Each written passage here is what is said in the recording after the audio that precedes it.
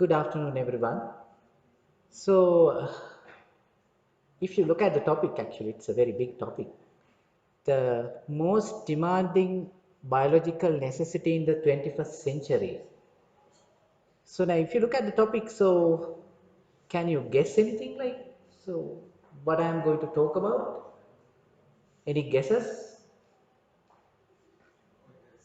Sorry? Is COVID vaccine maybe one of the most demanding necessity in the 21st century?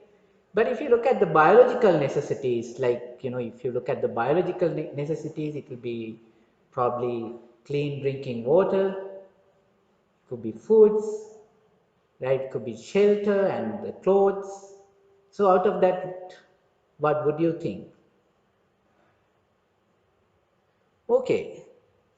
Anyway, the current world population is around almost like 8 billion, but it is going up in the staggering rate. So like each year, about like 83 million added. And so it is estimated that at the beginning of the 22nd century, so the world population will be around like 11 billion. So we have a very small space and our resources are very limited. So as human beings, we are in a sort of uh, race of dominancy and we are hunting for our resources. So our resources are really limited so that we have a very big competition each other, not only in between with the other living beings, but in between ourselves as well. So out of all these biological necessities, so I would say the sleep is the most sacrificed biological necessity in the modern world. So people think that sleep can be easily sacrificed because if you look at water or foods or shelter, you don't want to sacrifice them. But it is not easy as that you would think. So you would realize at the end of my presentation. So sleep deprivation is a silent epidemic which could result in catastrophic outcomes on mankind in the future. Actually, it is happening now as well, I think.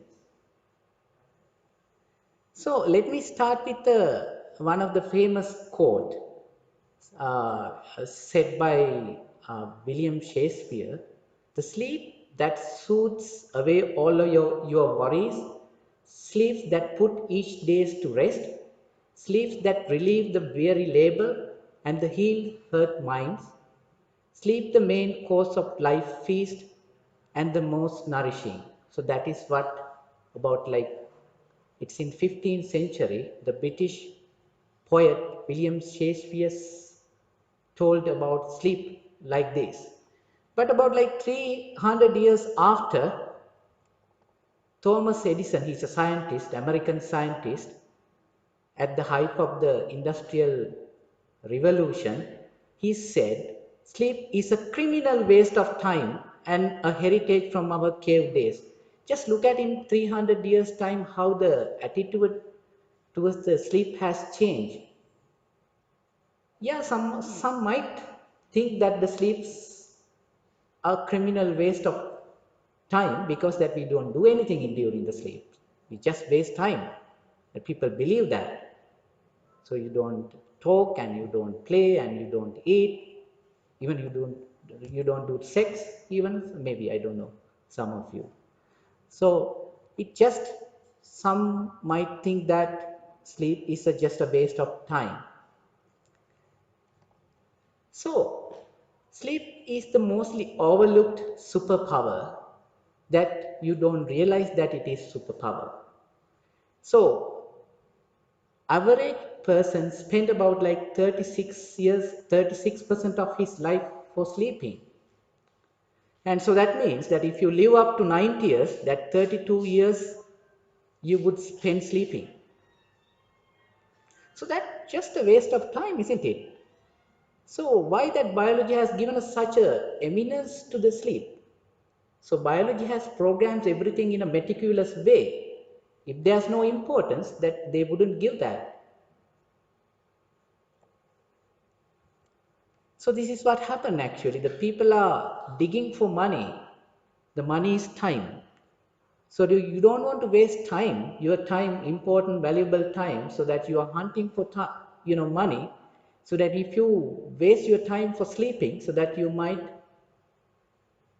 not be able to find enough money. So the money is your dominancy. So that our dominancy is uh, uh, basically we think that we are dominant because just of your money. So next maybe 15 to 20 minutes time that I will just try to entertain you. So what are the bad effects that you would get when you sleep deprived, and what are the good things that you are going to get when you have enough sleep? So I will start with the sexual health. Men who sleep 5 hours per night has significantly smaller testicles than those who sleep 7 hours or more. Maybe most of the doctors who works on the ships. Men who sleep 4 to 5 hours per day has the significant lowest testosterone levels, which is that of someone who's 10 years senior to you. So did you understand the significance of this? So that means like just a sleep deprivation would age a man a decade of that important aspect of wellness. So that ladies, you don't have anything to be happy. Actually, that it has been proven that equivalent impairment of the female reproductive health with the sleep deprivations. So that is, there are well-known sleep disorders that is associated with sexual dysfunction. Then if you look at obstructive sleep apnea, which is a common problem among middle-aged men. So that is about like 47 to 80% of men who has obstructive sleep apnea has a sexual dysfunctions, erectile dysfunctions. And it has been observed that there are significantly lower testosterone levels among the people who are having insomnias and chronic sleep insufficiencies. And circadian rhythm disorders, restless leg syndrome, and the narcolepsy, the rare disorders, all are associated with sexual dysfunctions and erectile dysfunction and significant lower testosterone levels.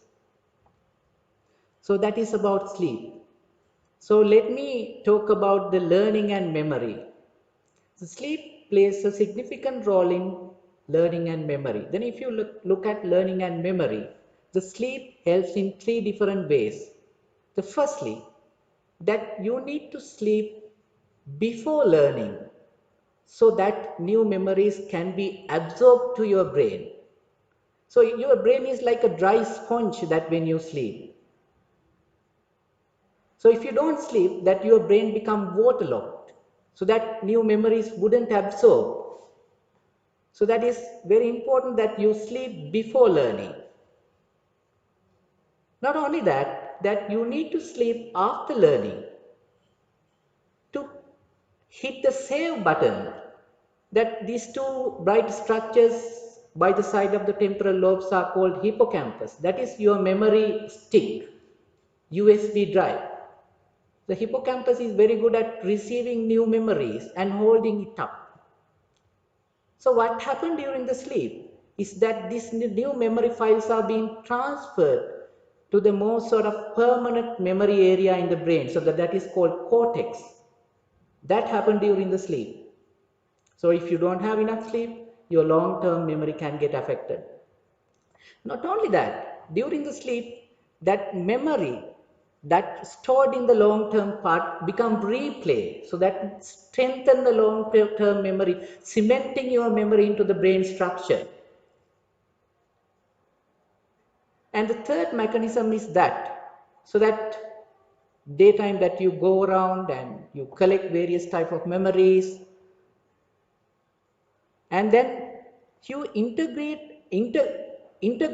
and associate various type of memories into a single structure, so that you can come out with solutions to your problems that you have in the daytime. So that is why it is said that don't stay awake with your problems. You go and sleep that you would find the solution. So that happened during the REM sleep. So sleep playing an important role of learning and memory. So it is well known by the multiple clinical trials that sleep deprivation could lead to cognitive impairment early, like leading to Alzheimer's dementia. So that the sleep do some sort of a housekeeping function to your brain. So when you sleep, because of the daytime that your brain is very active, there are billions of nerves and it's very active, so that it produces a lot of toxic chemicals. You know, like in our body, there is a cleansing system. So that is lymphatic system. That is called lymphatic system. So that our cleansing system for the body. But the brain also, the scientists have found that there is a cleansing system for the brain as well. That is called lymphatic system. So that glial cells. So these glial cells become very active during the sleep, so that all the toxic substances are being cleaned and cleared from the brain during the sleep. So one of these non-toxic substances is called beta amyloid protein. So that is the pathological hallmarks of Alzheimer's disease. So what happens? So that when you don't have good enough sleep, so these toxins will accumulate in the brain, so that causing more and more damage to the brain. So they will get early development of Alzheimer's dementia and the cognitive dysfunction. So that newer way of treating Alzheimer's dementia is that you try to stimulate your sleep by deep brain stimulations. So that mimic the natural sleep. Actually, most of the sleeping tablets are just the blunt instruments. It never make you into a normal natural sleep. So that deep brain stimulation have found to be effective treatment for Alzheimer's dementia. So if you look at the cardiovascular health, this is again evident by very large multicentric studies. So one of the biggest studies that is happening all around the world across 70 countries twice a year is called, what is that? Daytime saving. Daylight saving. So that's happened about so this is one of the observational study involving about 1.6 billion people. So then during the sprint, then when you take away about 1 hour of sleep, there's a staggering increase of heart attacks. But during the autumn that you give that hour, so that similar decline of the heart attacks, so that you would see the similar profiles for the road traffic accidents and the suicide rates. So isn't it significant? So there is another study, actually this is one of the biggest study, prospective cohort study done in United Kingdom, so that involving about more than 500,000 people in between 40 to 69 years of age who self-reported about their sleep. And the people who had about less than 6 hours of sleep had about 20% increase of their heart attack or myocardial infarctions. So that is because of that. In 2016, so the scientific statement from the American Heart Association have mentioned that the sleep restriction is a recognized risk factor for the adverse cardiometabolic profiles outcomes. So can you recognize these cells? What is these bright, beautiful cells? That is called natural killer cells. So that effect of sleep deprivation in the immune systems also very significant. So that what is the function of natural killer cells is to kill the cancer cells. So the people who has 4 hours, 4 hours of sleep at night would have the reduction of natural killer cells about 70%, so that there's no doubt that they are having a high risk of getting subsequent malignancies. So sleep deprivation has been shown to increase the risk of bowel, breast and prostate cancers. So because of that, WHO has classified the nighttime shift work is a probable carcinogen. So mood and emotions, that you might see the people who work at night in the morning. So when they come, that they are become easily irritable, anxious, and they get angry. So it's just because of the sleep restrictions. So this yellow color structure in the deep in the brain, it is called amygdala. That is the actually this emotional control center of the brain. And the green color structure is that is the prefrontal cortex, which has some sort of a control over the emotional stimuli which is arising from the amygdala. So what happens during, if you sleep deprived, is that you get heightened response of the amygdala for the negative stimuli. So you get, when you sleep deprived, you easily get angry, you easily get anxious, you easily get irritable, because that the response become heightened. So what does this prefrontal cortex do? It sends the some sort of input. No, you are getting angry, so you should not be angry, because that is the higher center, right? So that it has some sort of a control over the amygdala.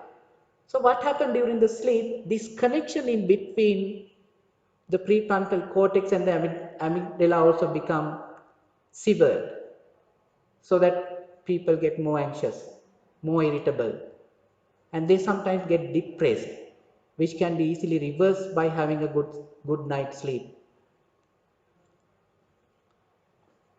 So the micro sleeps, so that is, micro sleeps is, the uh, craving desire to have sort of sudden sleep spells, those who didn't have a good sleep at night.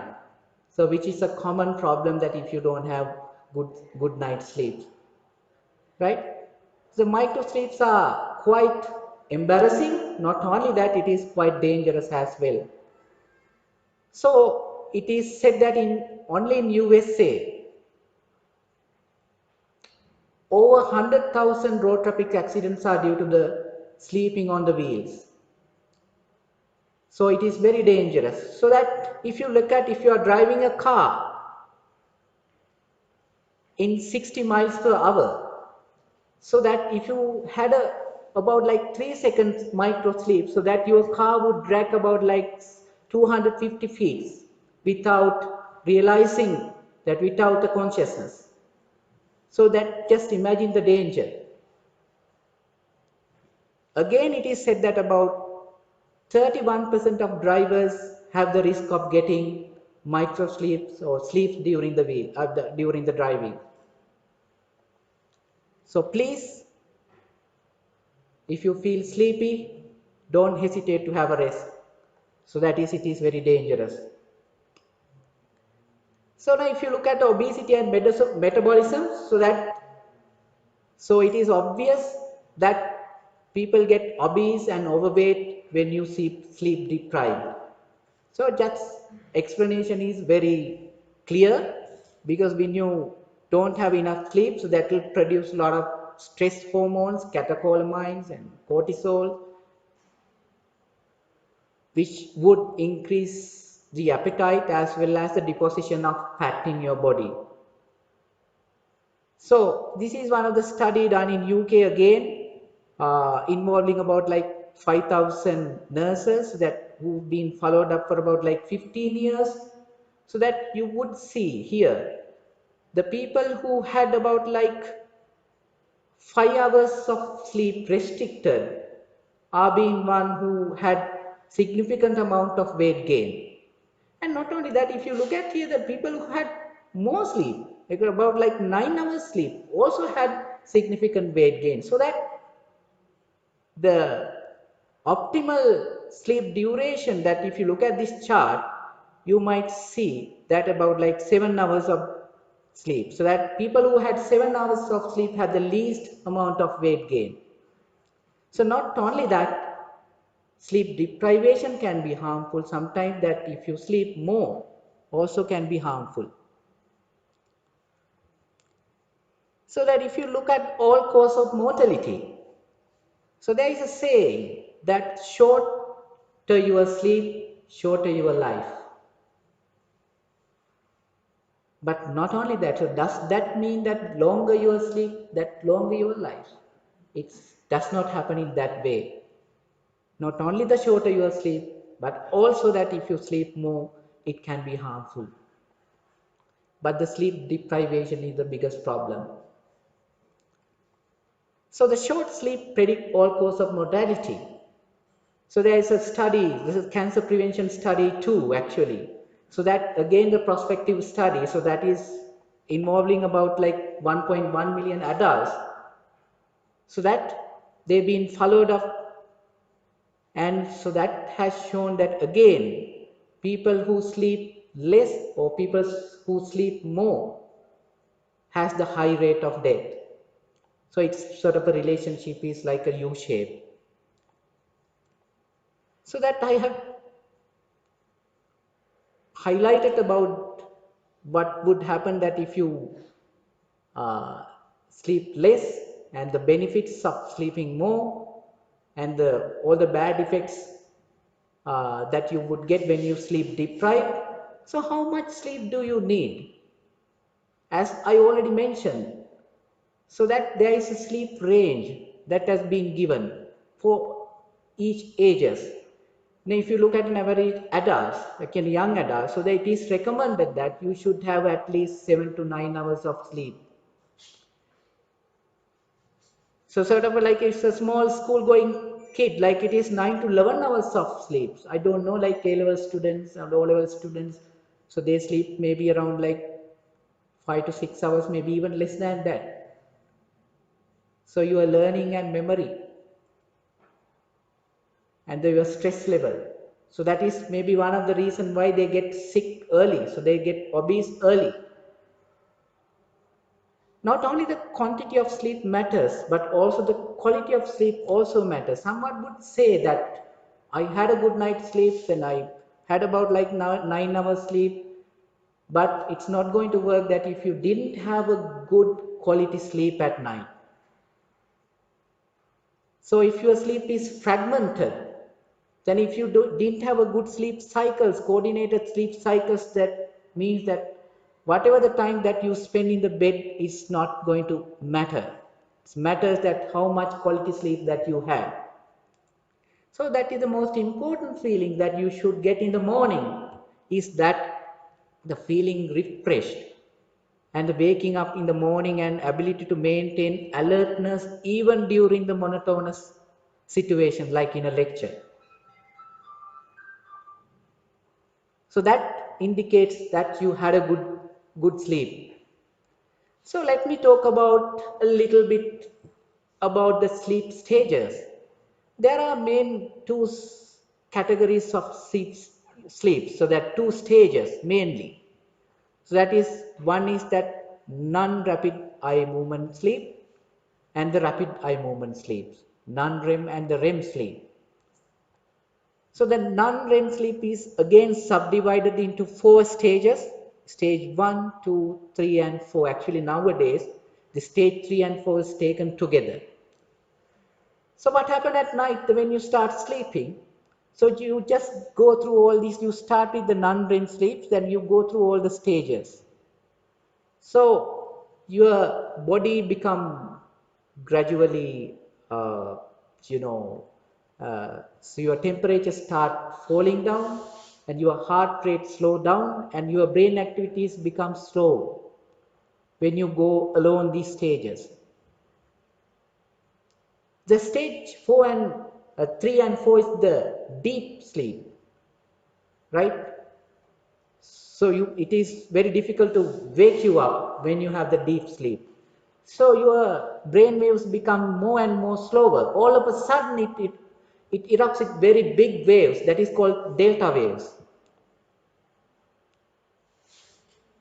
So when it goes to the REM sleep, so that is the dream sleep where that you see dreams, that your brain waves become more and more frequent again. So if you look at the sleep architecture, what happened during the sleep, that if you had about like 8 hours sleep at night, so there is a continuous battle in between these stages of sleep to become dominant. Right, there are about like 20 or maybe 19 to 20-minute sleep cycles during the time that you sleep. So first half of your sleep, it is being made basically dominant by the deep non-REM sleep,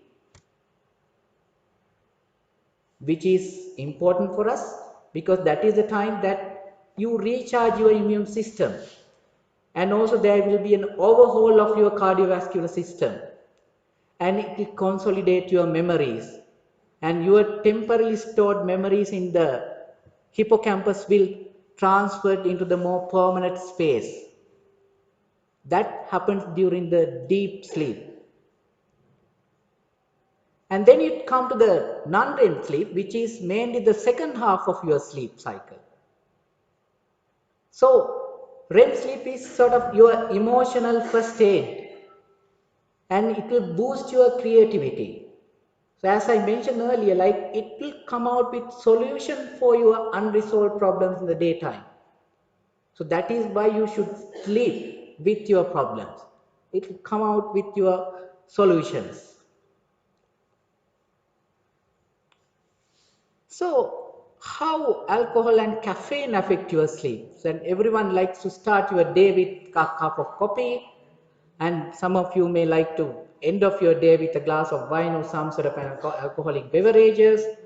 So how do these things affect your sleep? So we'll start with alcohol. Now, alcohol is the sort of mostly under sort of misunderstood sleep aid in the history. That you might believe that, you might think that the alcohol would help your sleep because it might sedate you. But mind you that sedation and the natural sleep is much different. Sedation is just like you are switching off your electrical activities in the brain. But natural sleep is just that coordination and integration of millions of nerves in your brain. So there are ongoing electrical activities. The brain will be very active during your sleep. So not only that, alcohol will fragment your sleep cycle, so that you might believe that yes, with alcohol that you had about like 9 hours sleep, but you would have believed that you had good night sleep, but your quality of sleep will get affected with alcohol. So not only that, alcohol can block your REM sleep. So alcohol is not a good way of, if you want to have a sleep with alcohol, is not a treatment. And then if you look at caffeine, it's as all of you know that caffeine is a psychostimulant, that if you want to sort of awake at night, so you might have a couple of coffees at night. But if you really want to have a good night's sleep, you should avoid caffeine. But the thing is that the half-life of quarter life of caffeine is so prolonged. So that coffee has about like 5 to 6 hours of half-life and the 10 to 12 hours of quarter life. So that what does it mean? That just imagine that if you take a cup of coffee at 2 o'clock, 2 p.m. after lunch, so that means the still at 10 p.m. so you would have quarter amount of your coffee swirling about around your brain. So that means that will keep you awake. So that someone can say that I can still have a cup of coffee at night with my dinner and still I have a very good sleep. So that again does not mean that you had a good sleep, because that could change the quality of sleep by decreasing the amount of stage 3 and 4 non-REM sleep, which is what the most important part of the sleep. So I'm not going to talk about various sleep disorders, so that a different lecture. So these are the common sleep disorders that you would know. Uh, but I will mainly touch upon certain tips for you to have a good night's sleep. That if you don't have a good night's sleep, that if you have a problem of falling into sleep, the first thing and the most important thing is that the regularity. So that, as you know, that we have a master clock inside our body. So that clock need a regularity. So it can be in a weekday, or it may be your weekend. Despite that it is a weekday or weekend, that you should go to the bed at the same time and wake up in the same time, so that the master clock will sense that you do it in the same time, circadian rhythm. So that is the most important step that you should be taking if you want to have a good night's sleep. Secondly, the temperature. As I mentioned earlier, like our body temperature goes down during the sleep. So aim for a bit of a cold temperature. Like it is recommended that you should have, or your room temperature has to be maintained around 18 degrees. You might feel that it is little colder, but for the sleep that is the important, rather than sleeping in a hot room. And the other thing is a darkness. We are a sort of a dark deprived society, isn't it? Like you need the darkness to stimulate the production of melatonin, which is the sleep hormone. Then if you don't have enough darkness, there will not be enough melatonin, so that you might not have a good sleep. Keep your light dims, right? And switch off your TVs or screens, so that can give a big uh, amount of light, which should keep you awake at night. Then the other important thing is walk it out. What is walk it out? It is recommended that if you can't fall into sleep after 20 minutes on the bed, that you should just forget it and that you go out and do something else. Come back to the bed again when you feel sleep.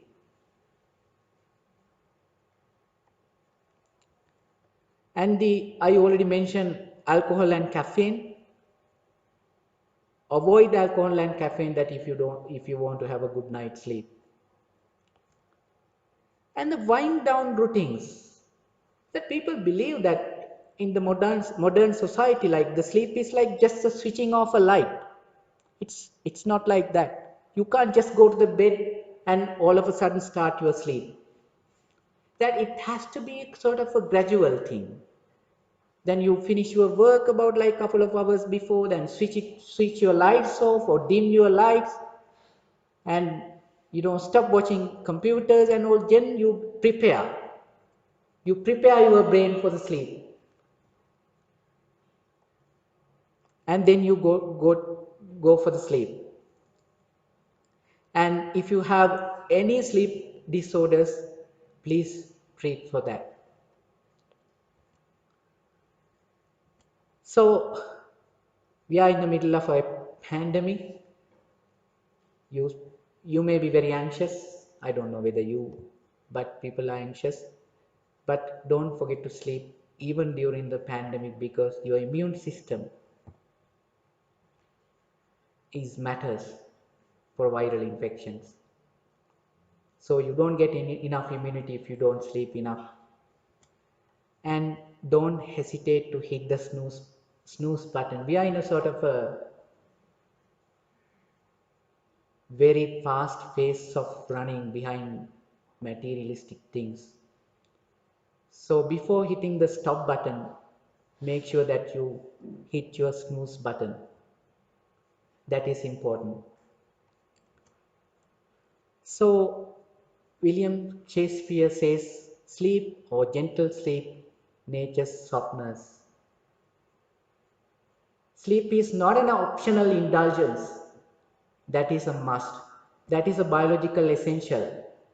Please don't forget that. Thank you.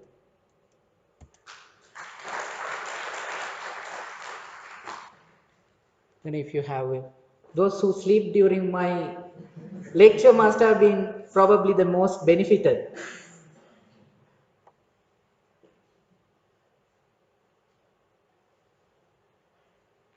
If you got any questions.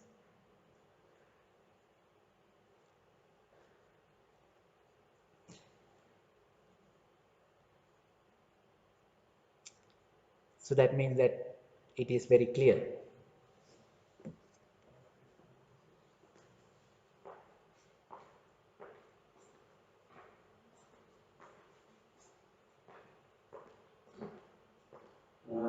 In your sense, any questions, everything answered is the question I have. What is the case for melatonin therapy in sleep disorders? I know that there are a lot of sleep disorders, but melatonin has a place in pharmacology. Yeah. So then out of the sleeping tablets, actually the melatonin is the only medicine that can mimic the natural sleep into some extent.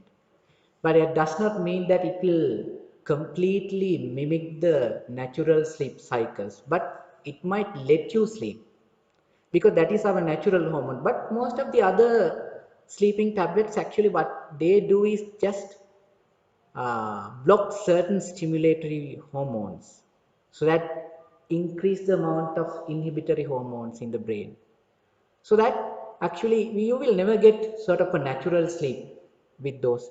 The melatonin actually still that will establish your circadian rhythm, those who have jet lag and all.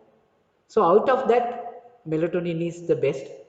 But as I mentioned earlier, the deep brain stimulation is the best way of getting stimulating your natural sleep cycles. Thank you. Any more questions?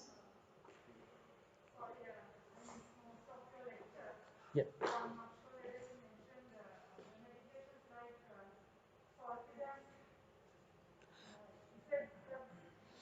Yeah, well, actually, the most of the sleeping tablets, right? Like if you take the, benzodiazepines, even like more the other like antidepressives and antipsychotic tablets also as a side effects that they get, but none of them have been stimulating your natural sleep.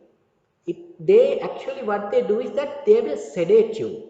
They just switch off your brain activities that you might sedate. But sedation is not the natural sleep. You will never get natural sleep with that because the sleep is sort of a coordinated things happening in your millions of brain cells, like so many coordinations, like there are sort of like brain activities happening in the during the various stages of sleep. Those none of those medicine will mimic that natural sleep, so that is the problem. But those who are having chronic sleep insufficiency and insomnia sometimes as a temporary measure, so they might help. Uh, the other problem with these tablets is that they get addicted with this, like they get dependent on these tablets, so they get the withdrawals when they don't have. So when they dependent on that, they can't sleep without those tablets. So that's the other thing. Yeah. You all mentioned a lot of medications to people who have deprivation of sleep. What is the place of mindfulness or meditation in that? Well, that has been, well, if you have the normal brain, like the people who are having Alzheimer's problems and the problem with sleep insufficiencies, meditation helps. So that there have been research that how the meditation helps, like just to concentrate and keep your concentration in a one focus. That can always help, but I really don't know how much significant and how much whether it is how much better than the deep brain stimulations as well. I really don't know, but it helps. But the tips that I have given in the last slides are the most important, so that you need to get your biological sleep. So well, so the meditation, on one hand, the meditation is that you clear your problems, that you people expect that you just forget your problems, that people who get problems and always when your mind is not clear, so you can't fall into sleep. So maybe in one way, like meditation may be helping for that.